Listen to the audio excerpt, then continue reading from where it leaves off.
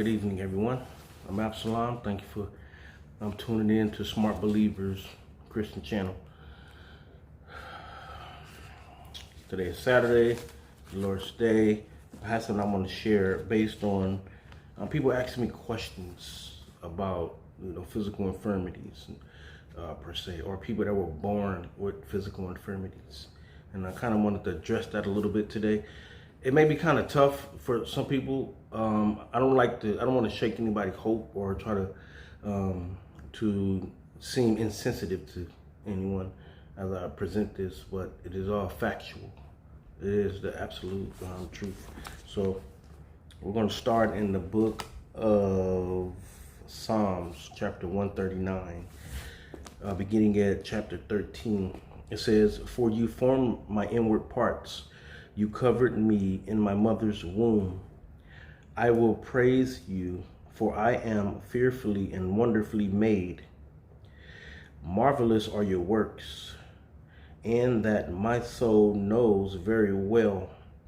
My frame was not hidden from you when I was made in secret and skillfully wrought in the lowest parts of the earth.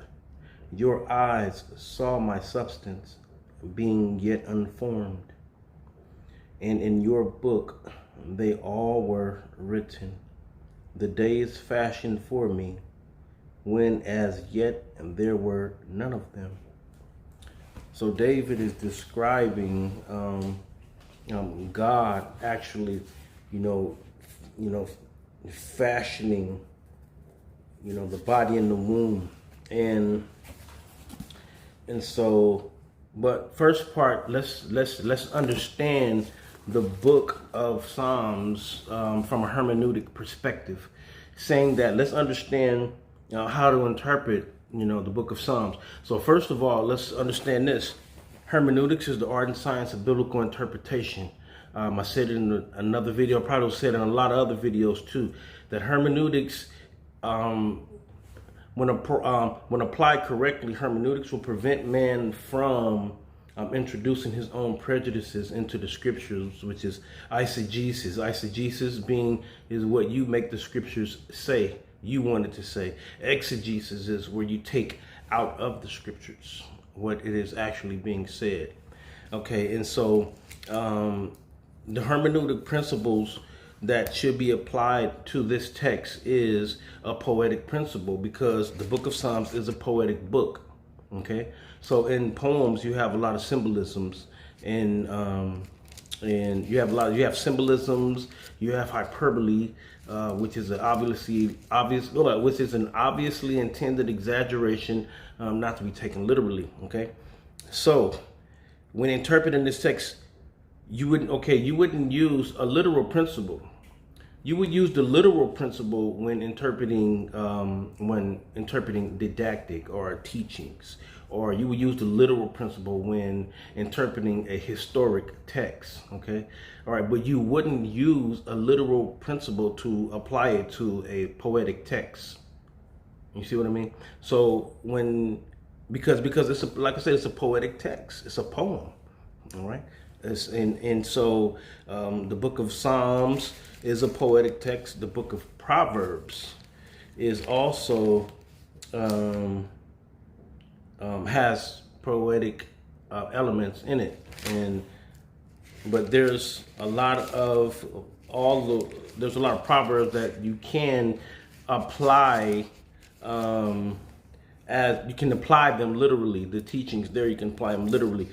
So you don't want to take everything, just like, okay, for instance, when Jesus says that, he said that if your eye offends you, to pluck it out, right? So do you mean that I'm really going to take a knife and pluck my own eye out, that Christ taught self-mutilation? Absolutely not, he didn't, but that was a hyperbolic statement that he made, obviously intended exaggeration, not to be taken literally. So you wouldn't apply you wouldn't apply a literal principle to those sayings of Jesus, because we don't want you literally poking your eye out. All right. So here we're not going to apply a literal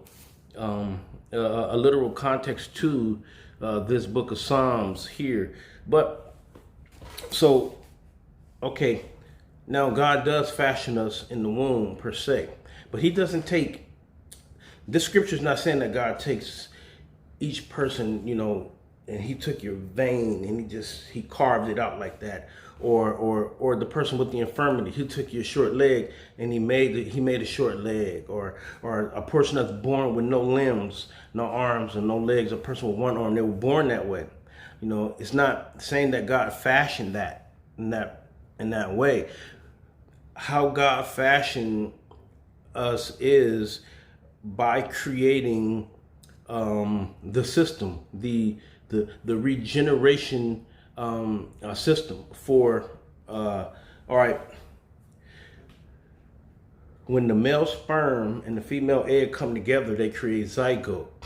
It said that zygote has enough chemical instructions in the size of a pinhead to fill 500,000 pages in a book. That's a lot of pages, a lot of chemical instructions. Now, all of those chemical instructions is the genetic information in order to make the person. In that information is how dense the density of the bone structure, how tall the bone shall be at these stages, because we grow according with our age. We grow. The bones are supposed to be this high at this time. Everything needs to grow. There's a lot of information there, and then sometimes the information is corrupted. Okay, so now. When God made Adam and Eve were perfect beings. Okay, he made Adam first and then he made Eve. But they lived in eternity, they were perfect. The DNA there in Adam and Eve was perfect DNA. The genetic structure was awesome, something that you could not even, no geneticist in the world today could ever imagine or even think that, to be able to see what Adam's DNA was like. It was just totally awesome. But it was perfect though. There was absolutely totally nothing wrong with it. The chromosomes were absolutely perfect. Everything was in perfect order. Okay. Now, after the fall, that's an entirely different story, because before the fall, before Adam and Eve sinned, there was no death. There was no suffering. There was no pain, so to speak. Not like that, but did Adam and Eve have pain receptors in their body? If they probably so, yeah, but not pain in the sense of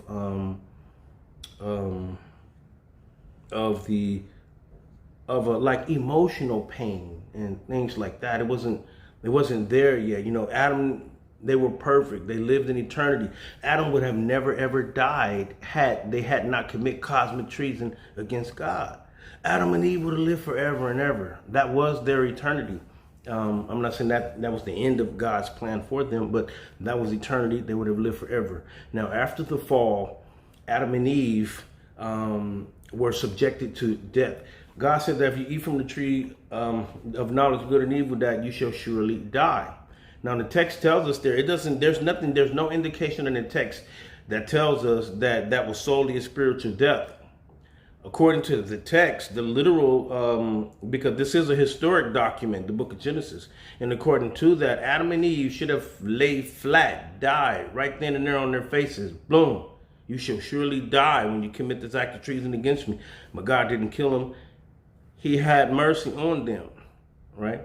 God had mercy on them and he didn't kill them, but they did die spiritually. They didn't die physically, but their bodies would die physically. The cell degeneration, okay? Everything had reversed. Cell degeneration began. Adam and Eve began to age. They would have never aged previously. They were born adults. Adam would have never got old. He would have his, cell degeneration. The skin began to sag because the little springs inside the collagen began to weaken. Bone frailties, sicknesses, and all of these things came into the world after the fall. Okay, so people today that are suffering from maladies and ailments, people that are born with no limbs or short limbs, I don't believe that God fashioned them that way. I believe that their situation is a result of the ramifications of the fall. Those are natural ramifications of the fall. The DNA is bad now.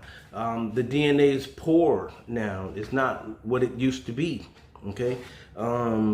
There were no genetic failures before the fall. All genetic failures come after the fall.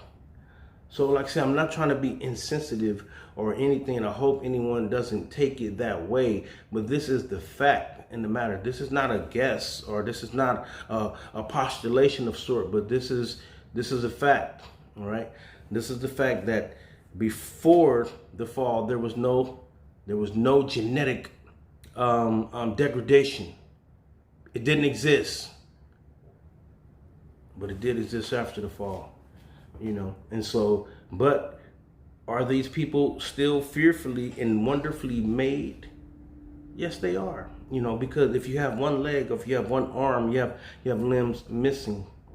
So don't get me wrong, though. There are cases where, like the man that was born blind. The apostles asked, "Why was this man born blind?" And Jesus attributed to God, right? But so that God's purpose can come to pass. But did God sit there and build him blind? Probably not so. But did God allow the genetic failure to occur? I would have to say, in that case of that specific man, Christ had attributed to God. So I think God probably had more to do with it than other people, than nature, because other people who are born with these maladies and stuff after the fall, is this nature, man?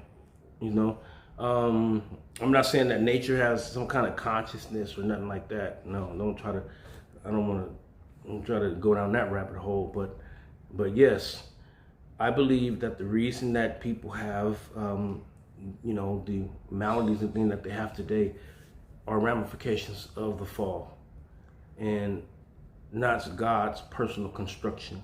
This is not the way that God built you, because if you just look at the consensus of human beings on the planet, the consensus is that a person that's born as what's considered a normal human birth, right? A regular birth is arms, legs, 2 arms, 2 legs, 2 eyes, 1 nose, 2 lips, 2 ears, 1 head.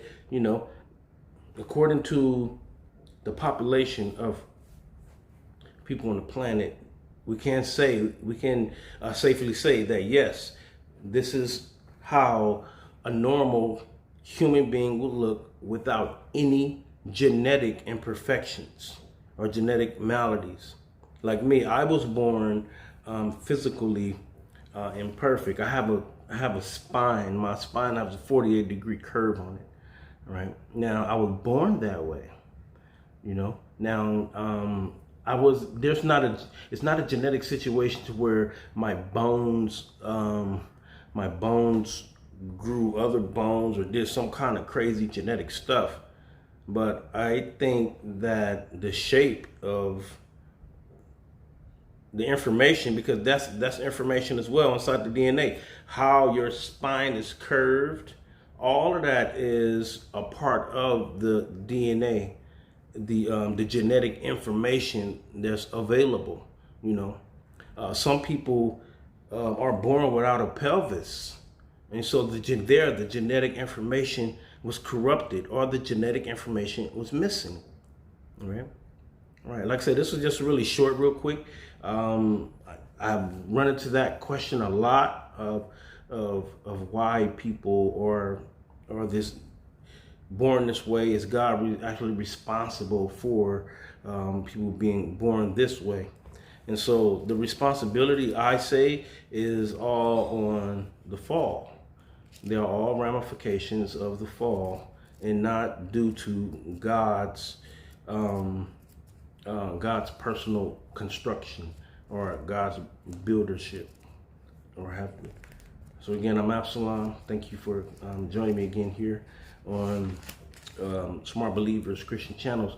Hey man, feel free to go ahead and hit that like button or that subscribe button, and hit the bell too, so you can get more notifications every time that I do upload a new video. All right. So thanks for listening, checking in. Deuces.